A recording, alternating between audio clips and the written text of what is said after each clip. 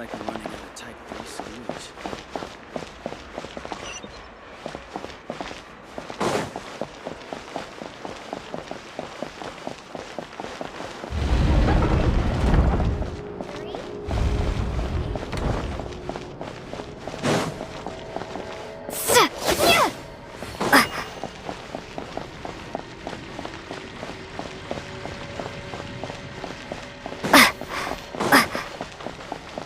If you can't afford it, then just give me the photo. It's not about the money.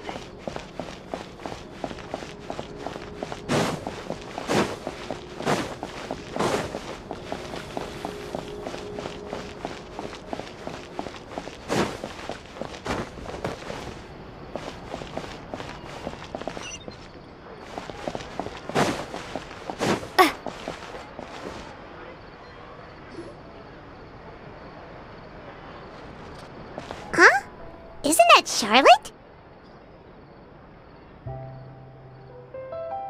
Who's her friend and what are they chatting about?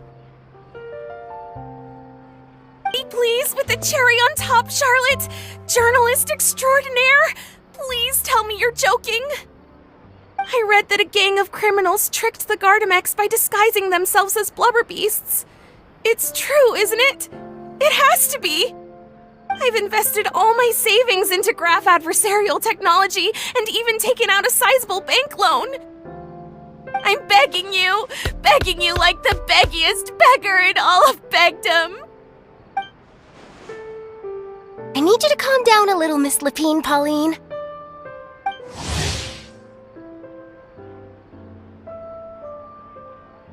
I admire your passion for your research, and I don't mean to dash your hopes for those, big-ticket orders.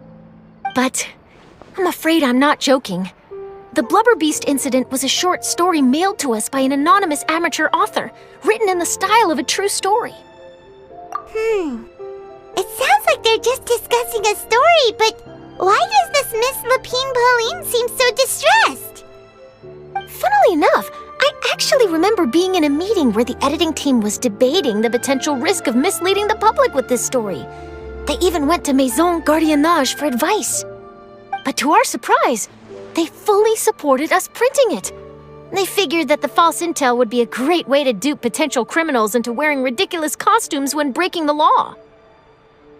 In truth, Gardamex are extremely sophisticated in their capabilities. They can identify criminals just as reliably as the best human guards, so a crude disguise isn't gonna get you far. If anything, it'll just make you stand out all the more.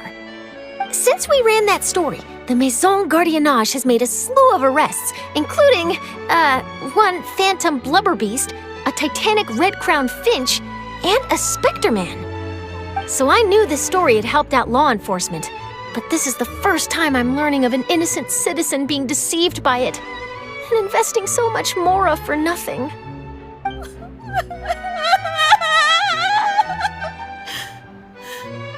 Uh-oh.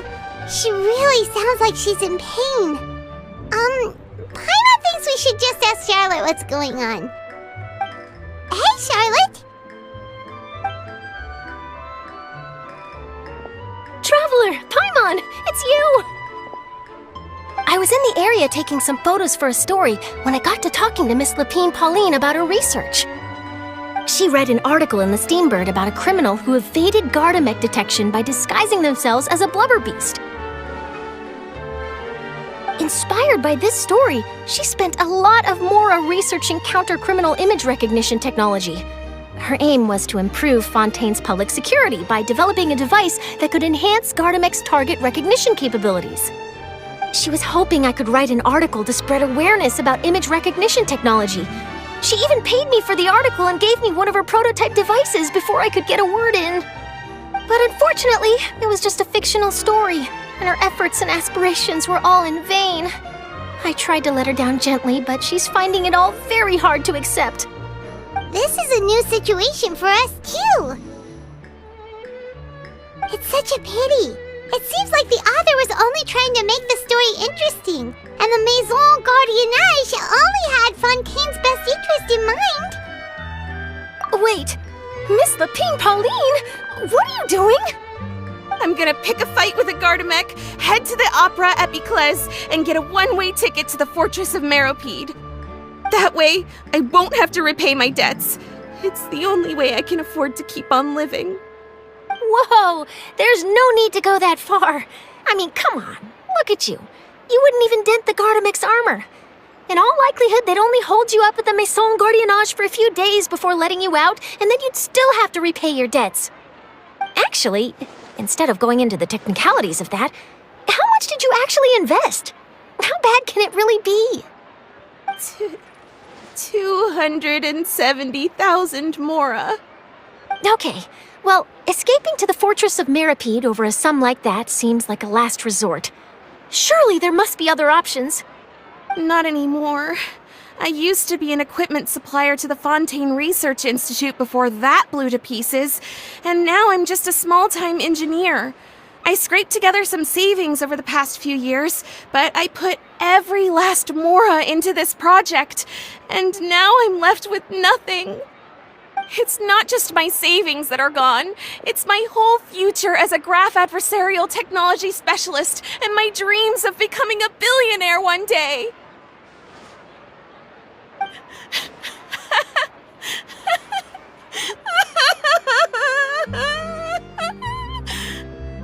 My life is over.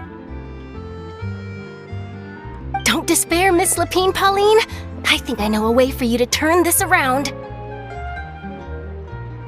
This prototype you've given me, the camera lens for image recognition sample collection. It's really quite something. You said you designed it specifically for high-fidelity image capture and analysis, yes? The rapid focal length adjustment is a very useful function in its own right. It's sure to make many journalists' jobs much easier. In fact, I'd say it has the potential to revolutionize Fontaine's news media. So your research efforts thus far are by no means in vain. The technology you've developed may have many applications that you've never even considered. Really? Absolutely. I've been working as a journalist for the Steambird for a long time now. No one understands the issues we journalists face on a day-to-day basis better than me. So keep calm, take heart, and start thinking about mass production. In the meantime, I'll show your invention to all my colleagues to drum up interest in your product. I can't believe it! If this is true, then I can look into setting up a whole camera lens development pipeline. My big-ticket orders and billionaire aspirations are still in the cards. Maybe I should consider taking out another loan. That way, I can rapidly improve the lens production process, be the first to market, and prepare to battle for dominance in the camera industry. Come on, stop daydreaming about your pipelines for a minute. Just take it one step at a time and see how it goes. There's no sense in putting all your eggs in one basket before things are even off the ground.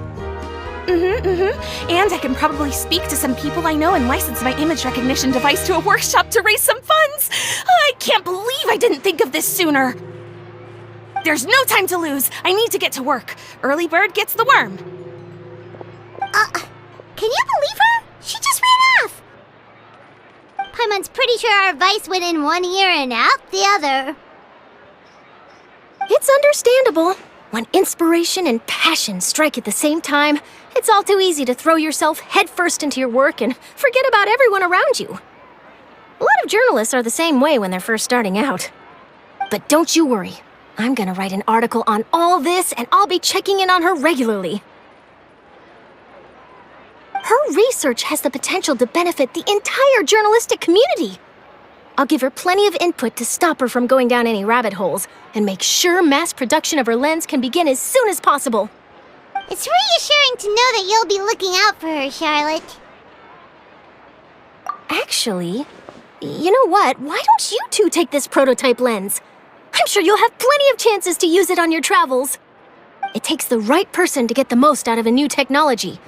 In your hands, it's sure to capture some amazing sights. Thanks a lot, Charlotte. What a nice surprise. We were just curious about what you guys were talking about. Totally didn't expect to get a free gift out of it. You're welcome. I got something out of this too. The beginnings of a very interesting news story. The boundaries between real news reports and news-like fiction must not be blurred, even when there's a compelling justification for doing so. Yes, that's how I'll phrase it to the editors when I give them my feedback. Let's hope we don't mislead any more well-meaning citizens in the future.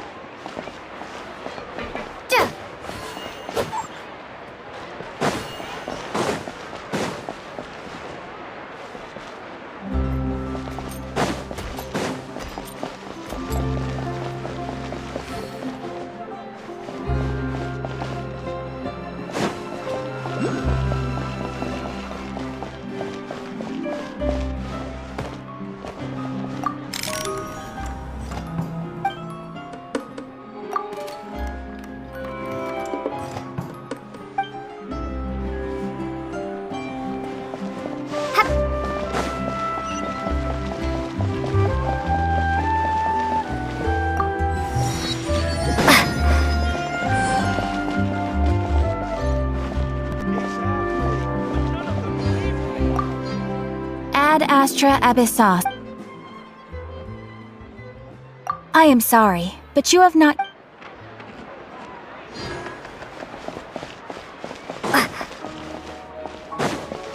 There'll be an extra